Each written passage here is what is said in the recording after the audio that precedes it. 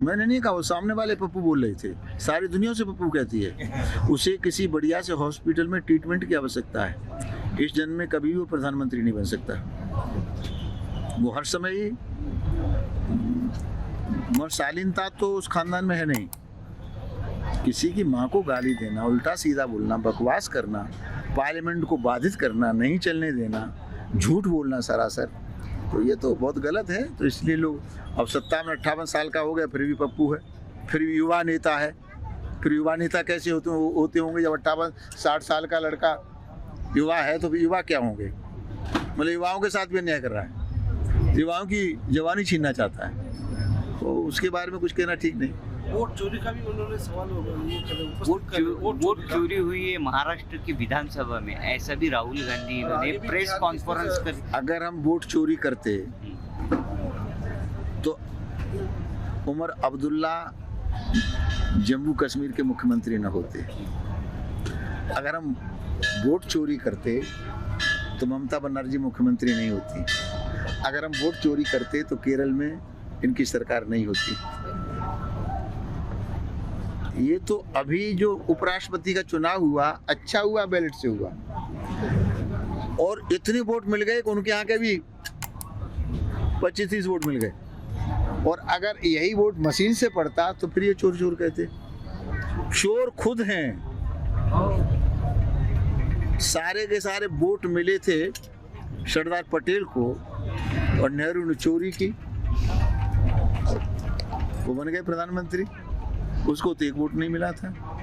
तो चोरी तो कांग्रेस करती रही है, मोदी जी चोरी नहीं करते। पारदर्शी चुनाव, पारदर्शी सरकार।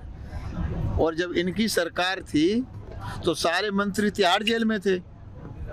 लगता था कैबिनेट मीटिंग भी तिहाड़ जेल में होगी। और जब से मोदी जी बैठे हैं, 12वां साल चल रहा है, भ्रष्टाचार का कोई एक आरोप, मोदी को छोड़ दीजिए, मोदी के किसी एमएलए पर, एमपी पर, मंत्री पर 1 रुपए का कोई आरोप नहीं लगा सकता।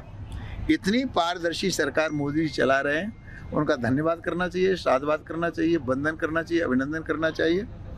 इससे बढ़िया तो राम का राज्य कैसा रहा मुझे नहीं पता, मुझे तो यही राम राज्य लग रहा है। तो अयोध्या, मथुरा, काशी तीनों के लिए संकल्प लिया गया था। अयोध्या के मंदिर का भव्य दिव्य निर्माण हो चुका है। काशी में भी बहुत कुछ हो गया है, और वृंदावन में कॉरिडोर की स्वीकृति हो गई है। जैसे हमने अयोध्या में मंदिर का निर्माण किया, वैसे ही वृंदावन भी भगवान वहाँ के बिहारी का भव्य मंदिर बनेगा। और इतना तो आप जानते होंगे, प्रभु श्री राम तो मर्यादा पुरुषोत्तम है, हमारा कन्हैया तो नटखट है, वो तो बनवा ही लेगा, वो बिना बनवाए नहीं मानेगा। तो कार्यक्रम जारी है। बहुत शीघ्र ही मथुरा में भगवान श्री कृष्ण का भव्य दिव्य मंदिर बनेगा। आप महाराष्ट्र में आए हैं, महाराष्ट्र में कुछ दिनों से जो है वो हिंदू आरक्षण जो है मराठा और ओबीसी का अच्छा ही वाद चल रहा है। ये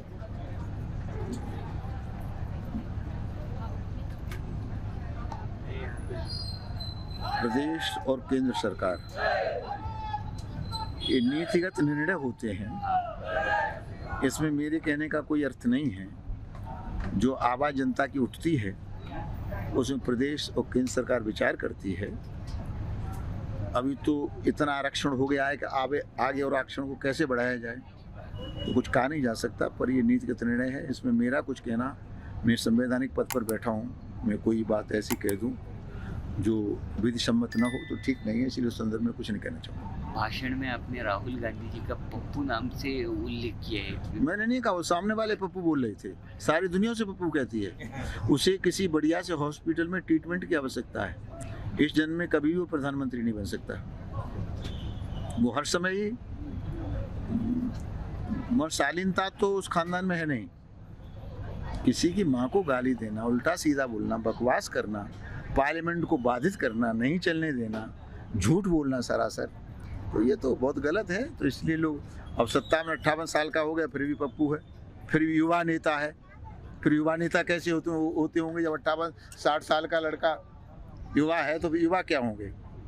मतलब युवाओं के साथ भी अन्याय कर रहा है, युवाओं की जवानी छीनना चाहता है, तो उसके बारे में कुछ कहना ठीक नहीं। वोट चोरी का भी उन्होंने सवाल वोट चोरी हुई है महाराष्ट्र की विधानसभा में, ऐसा भी राहुल गांधी इन्होंने प्रेस कॉन्फ्रेंस कर। अगर हम वोट चोरी करते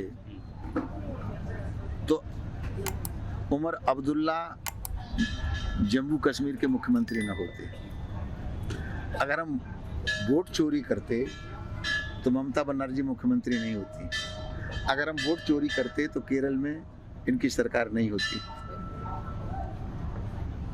ये तो अभी जो उपराष्ट्रपति का चुनाव हुआ, अच्छा हुआ, बैलेट से हुआ, और इतने वोट मिल गए कि उनके यहाँ के भी 25-30 वोट मिल गए। और अगर यही वोट मशीन से पड़ता तो फिर ये चोर कहते। चोर खुद हैं।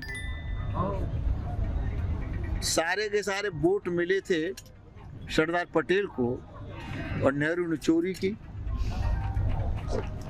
वो बन गए प्रधानमंत्री। उसको तो एक वोट नहीं मिला था।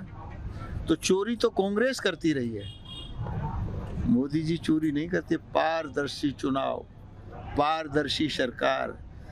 और जब इनकी सरकार थी तो सारे मंत्री तिहाड़ जेल में थे, लगता था कैबिनेट मीटिंग भी तिहाड़ जेल में होगी। और जब से मोदी जी बैठे हैं, 12वां साल चल रहा है, भ्रष्टाचार का कोई एक आरोप, मोदी को छोड़ दीजिए, मोदी के किसी एमएलए पर, एमपी पर, मंत्री पर 1 रुपए का कोई आरोप नहीं लगा सकता। इतनी पारदर्शी सरकार मोदी जी चला रहे हैं। उनका धन्यवाद करना चाहिए, साधुवाद करना चाहिए, वंदन करना चाहिए, अभिनंदन करना चाहिए। इससे बढ़िया तो राम का राज्य कैसा रहा मुझे नहीं पता, मुझे तो यही राम राज्य लग रहा है।